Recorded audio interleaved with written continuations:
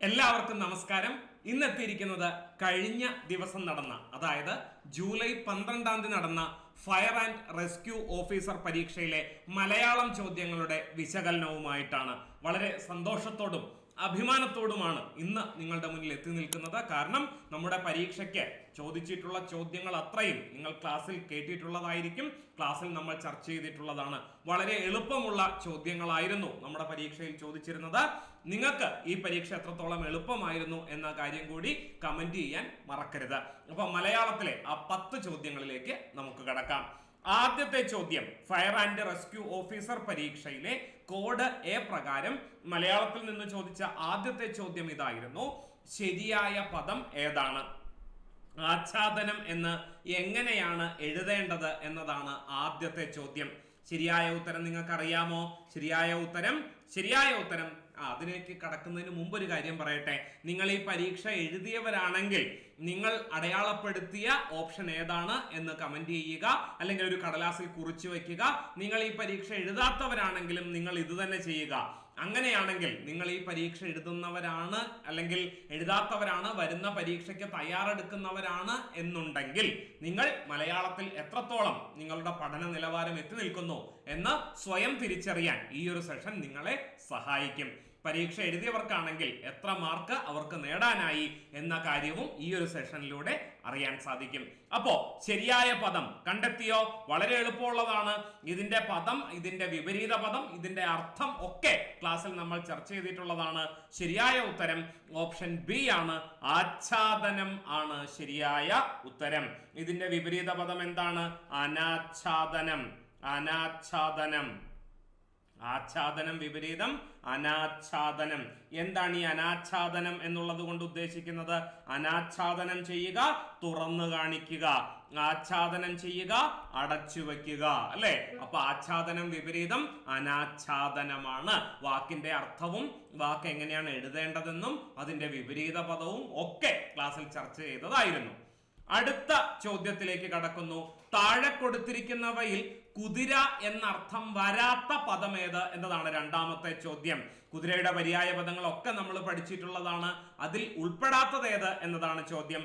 അർവാവ് കുതിരയാണ്, കിങ്കിരം കുതിരയാണ്, സപ്തി കുതിരയാണ്. പിന്നെ കുതിരയുടെ പര്യായം അല്ലാത്തത് എന്താണ്? അശ്മകമാണ് ശരിയായ ഉത്തരം.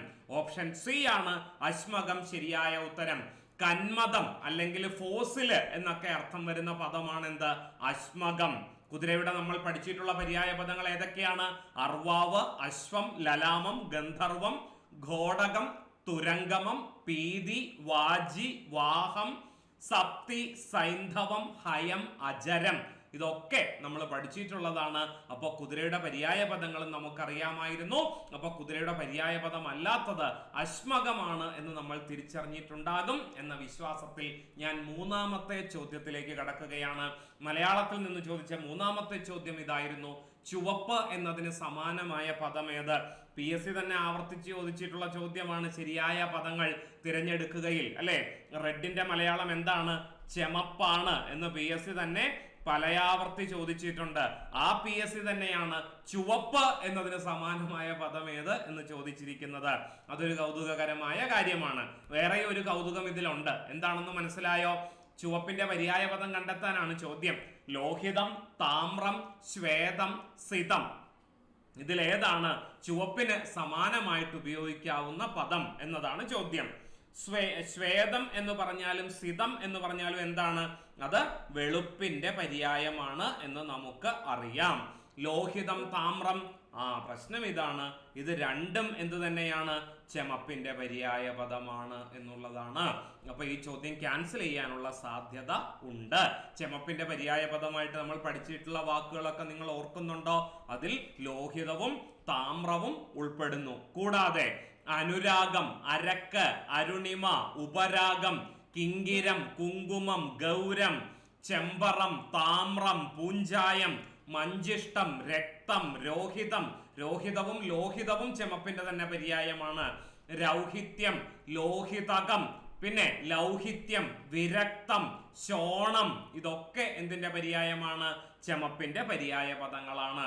ശ്വേതം എന്ന് പറഞ്ഞാലും സിതം എന്ന് പറഞ്ഞാലും വെളുപ്പിന്റെ പര്യായ പദങ്ങളാണ്. അടുത്ത ചോദ്യം. അപ്പൊ ഈ ചോദ്യം അതിലെ ഒരു കൺഫ്യൂഷൻ ഉണ്ടാകാൻ സാധ്യതയുണ്ട്, ക്യാൻസൽ ആയി പോകാനുള്ള സാധ്യത വളരെ കൂടുതലാണ്.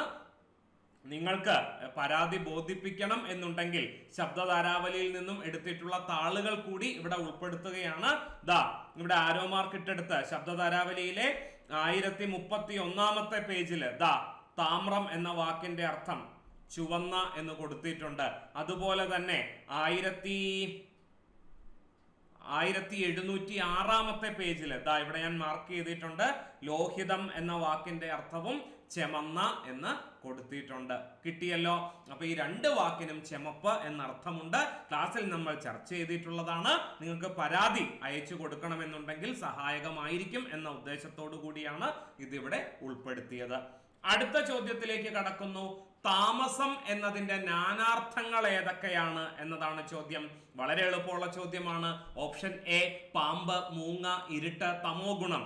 ഓപ്ഷൻ ബി ഒരു കൺരോഗം, അഹങ്കാരം, തമോ ഗുണം, തിന്മ. ഓപ്ഷൻ സി ഇരുട്ട്, അഹങ്കാരം, ദുഷ്ടത, തിന്മ. ഓപ്ഷൻ ഡി ഇരുട്ട്, തുരുമ്പ്, കറുപ്പ്, തിന്മ. ഇതിൽ താമസം എന്ന വാക്കിന്റെ നാനാർത്ഥങ്ങൾ മാത്രം അടങ്ങിയ ഗണം കണ്ടെത്താനാണ് ചോദിച്ചിട്ടുള്ളത്. ശരിയായ ഉത്തരം ഏതാണ്?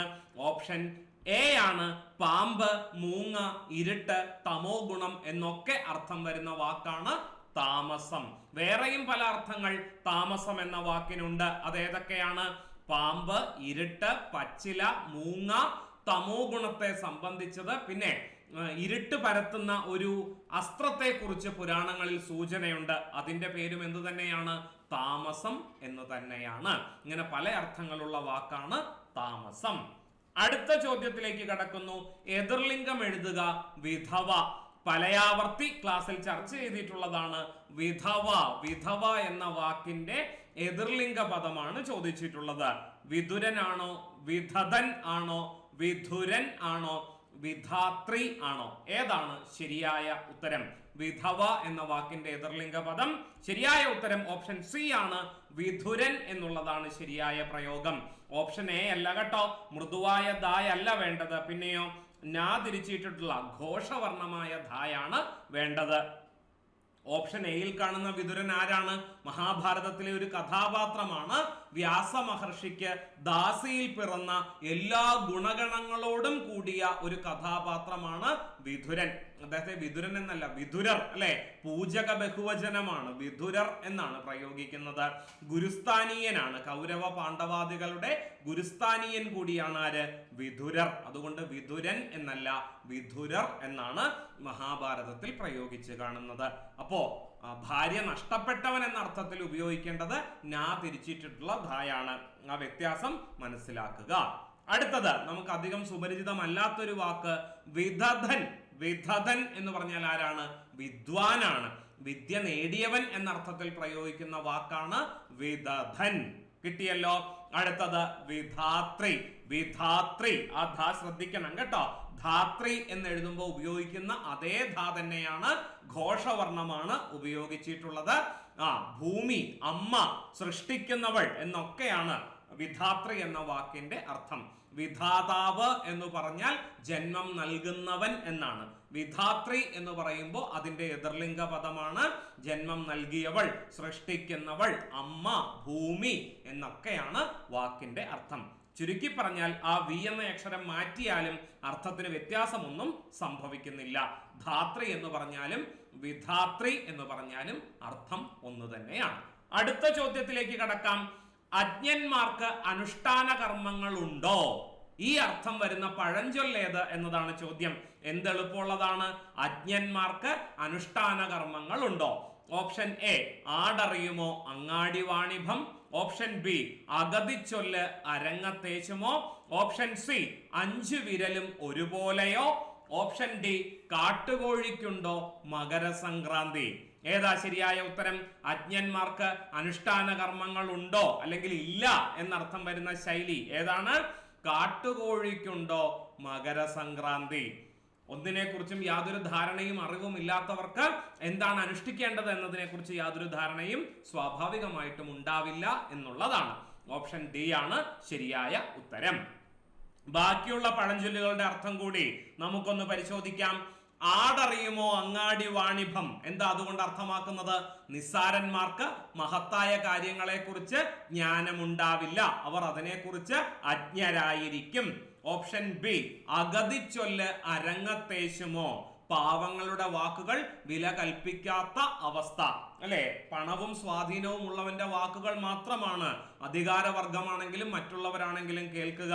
യാതൊരു പണമോ അല്ലെങ്കിൽ സ്വാധീനമോ ഇല്ലാത്തവർ പറയുന്നത് ആരും ചെവിക്കൊള്ളാൻ മെനക്കെടാറില്ല എന്നർത്ഥം വരുന്ന ചൊല്ലാണ് അഗതിച്ചൊല്ല് അരങ്ങത്തേശുമോ. അതുപോലെ മറ്റൊരു ശൈലി, മറ്റൊരു പഴഞ്ചൊല്ല്, 5 വിരലും ഒരുപോലെയോ. സമന്മാരിലെ അസമത്വമാണ്. അതായത് 5 വിരൽ എന്ന് പറഞ്ഞാൽ നമ്മുടെ കൈപ്പത്തിയിൽ തന്നെ ഉള്ളതാണ് വിരലുകൾ 5ഉം. പക്ഷേ 5 വിരലും ഒരേപോലെയാണോ? അല്ല. തള്ളവിരലിന് പ്രാധാന്യം കൂടുതലും ചെറുവിരലിന് പ്രാധാന്യം കുറവുമാണ് കൽപ്പിക്കുന്നത്. സംഭവം കൈപ്പത്തിയിൽ ഉള്ളത് തന്നെയാണ്, 5 വിരലുകളാണ്, ഒരേപോലെ പരിഗണിക്കേണ്ടവയാണ്. പക്ഷേ അങ്ങനെ ചെയ്യാറില്ല എന്നുള്ള അർത്ഥത്തിലാണ്. ഒരു സ്ഥാപനത്തിൽ തന്നെ ജോലി ചെയ്യുന്ന പലരോടും പലതരത്തിലായിരിക്കും മാനേജ്മെന്റ് താല്പര്യം കാണിക്കുക. അപ്പൊ അത്തരത്തിലൊക്കെയുള്ള അർത്ഥത്തിൽ പ്രയോഗിക്കുന്ന ചൊല്ലാണ് 5 വിരലും ഒരുപോലെയോ. അടുത്ത ചോദ്യത്തിലേക്ക്, കാപ്പുകെട്ടുക എന്ന ശൈലിയുടെ അർത്ഥം എന്താണ്? അവസാനിക്കുക, ഒരുങ്ങുക, നശിപ്പിക്കുക, ചതിക്കുക. ഇതിൽ ഏതർത്ഥമാണ് കാപ്പുകെട്ടുക എന്ന ശൈലിക്കുള്ളത്? കാപ്പുകെട്ടുക, ശരിയായ ഉത്തരം ഒരുങ്ങുക എന്നാണ്. കച്ചകെട്ടുക എന്ന് പറഞ്ഞാലും കാപ്പുകെട്ടുക എന്ന് പറഞ്ഞാലും ശൈലിയുടെ അർത്ഥം ഒരുങ്ങുക എന്ന് തന്നെയാണ്. ബാക്കിയുള്ള അർത്ഥങ്ങൾ അല്ലെങ്കിൽ ആ അർത്ഥം വരുന്ന ശൈലികൾ പരീക്ഷയ്ക്ക് ചോദിച്ചിട്ടുള്ളതാണ് മുൻകാലങ്ങളിൽ. നമുക്ക് അവയിലൂടെ ഒന്ന് കടന്നു പോകാം. അവസാനിക്കുക എന്നർത്ഥം വരുന്ന 2 ശൈലികൾ പരീക്ഷയ്ക്ക് ആവർത്തിച്ച് ചോദിക്കുന്നതാണ്. കഥകളിയിൽ നിന്ന് കടന്നു വന്ന ധനാശി പാടുക എന്ന ശൈലി, അതുപോലെ പ്രാചീന ഗ്രന്ഥങ്ങളിൽ നിന്ന് കടന്നു വന്ന ഭരതവാക്യം ചൊല്ലുക എന്ന ശൈലി. ഇത് രണ്ടും അവസാനിക്കുക എന്ന അർത്ഥത്തെ കുറിക്കുന്നു, അല്ലെങ്കിൽ അവസാനിപ്പിക്കുക എന്ന അർത്ഥത്തെ കുറിക്കുന്നു. നശിപ്പിക്കുക എന്നർത്ഥം വരുന്ന ഒരു ശൈലിയാണ് പൊടിപാറ്റുക അല്ലെങ്കിൽ കുളം തോണ്ടുക. രണ്ടും നശിപ്പിക്കുക എന്ന അർത്ഥത്തിൽ ഉപയോഗിക്കുന്ന ശൈലികളാണ്. പൊടി പാറ്റുക എന്ന് പറഞ്ഞാൽ നശിപ്പിക്കുക, പൊടി പാറിക്കുക എന്ന് പറഞ്ഞാലോ അർത്ഥം സമൂല മാറ്റം സംഭവിക്കും അർത്ഥത്തിന്. പൊടി പാറിക്കുക എന്ന് പറഞ്ഞാൽ ആഘോഷിക്കുക എന്നാണ് ആ ശൈലി കൊണ്ട് അർത്ഥമാക്കുന്നത്. അതുപോലെ ചതിക്കുക എന്നർത്ഥം വരുന്ന ശൈലികൾ കുഴി തോണ്ടുക അല്ലെങ്കിൽ കുഴിയിൽ ചാടിക്കുക എന്നൊക്കെ പറഞ്ഞാൽ ശൈലിയുടെ അർത്ഥം എന്താണ്? ചതിക്കുക എന്നാണ്. കിട്ടിയല്ലോ.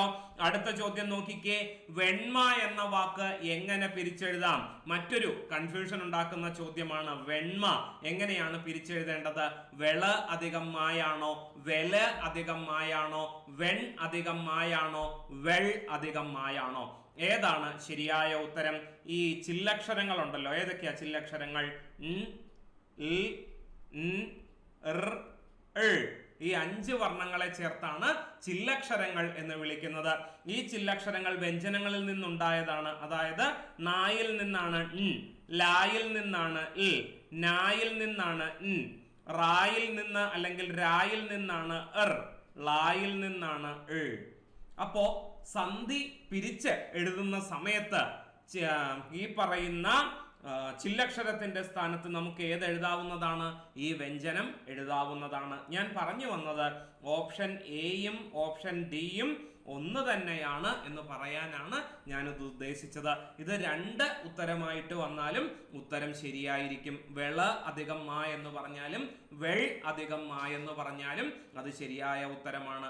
വെണ്മ എന്ന വാക്കിനെ 2 തരത്തിലും പിരിച്ചെഴുതാവുന്നതാണ്. ഞാനത് ക്ലാസ്സിൽ ചർച്ച ചെയ്തിട്ടുള്ളതുമാണ്. ഇതിനെ സംബന്ധിക്കുന്ന നിയമം എന്താണ്?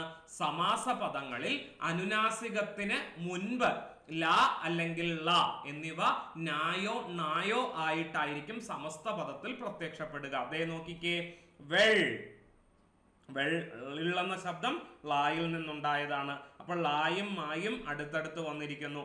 അതായത് മായെന്ന അനുനാസികത്തിന്റെ അടുത്താണ് ഇ എന്ന ചില്ലക്ഷരം വന്നിട്ടുള്ളത്. അതുകൊണ്ട് സ്വാഭാവികമായിട്ടും അത് എന്താകാം? വെണ്മ എന്ന വാക്കാകാം. 2 അക്ഷരം വന്നാലും വെണ്മ തന്നെ വരാവുന്നതാണ്. ഇത്തരത്തിൽ അനുനാസികം ചേർന്ന് വരുമ്പോ ലകാരം എന്തായി മാറും? നകാരമായി മാറും. ലകാരമോ നകാരവുമായിട്ട് മാറും.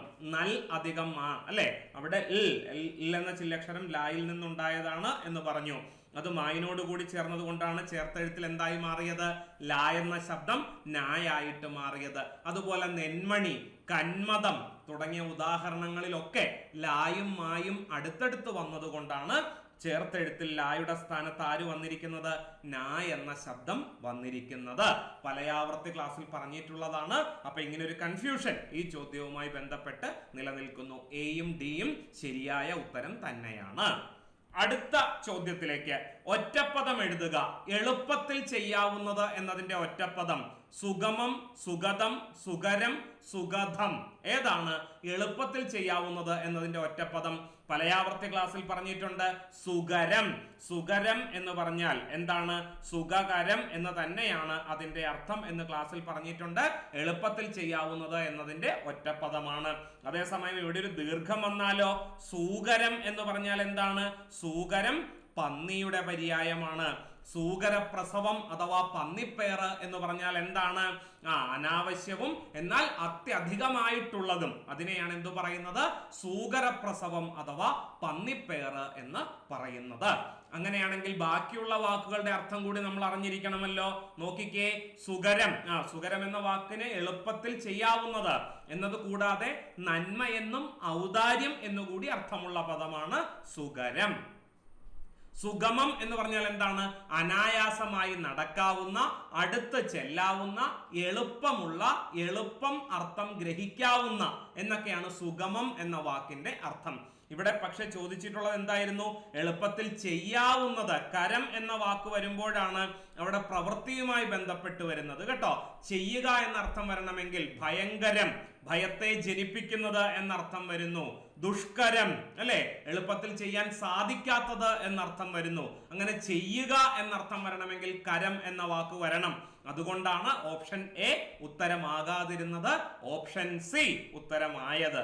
ഓക്കെ, അടുത്തത് സുഗതം. സുഗതം എന്ന് പറഞ്ഞാൽ ഗതം, ആഗതം. വാക്കിന്റെ അർത്ഥം നമുക്കറിയാവുന്നതാണ്. സുഗതം എന്ന് പറഞ്ഞാൽ കഴിഞ്ഞു പോയത്, പോയിപ്പോയത് എന്നൊക്കെയാണ് വാക്കിന്റെ അർത്ഥം. പിന്നെ സുഖദം. സുഖദം എന്ന് പറഞ്ഞാൽ വാക്കിന്റെ അർത്ഥം എന്താണ്?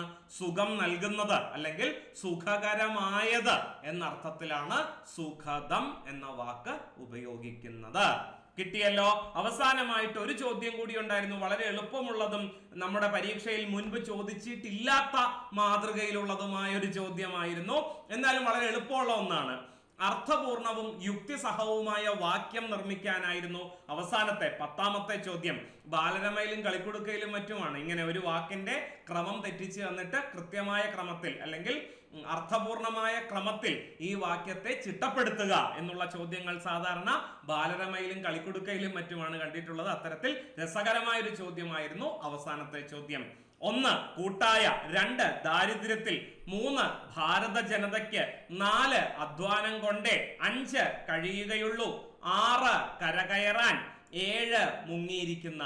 ഇങ്ങനെയാ പറഞ്ഞിരിക്കുന്നത്. ഈ 7 കടന്നു പോകുമ്പോ തന്നെ എന്താണ് ആ വാക്യം കൊണ്ട് ഉദ്ദേശിച്ചത് എന്ന് നമുക്ക് മനസ്സിലാകും അല്ലെ?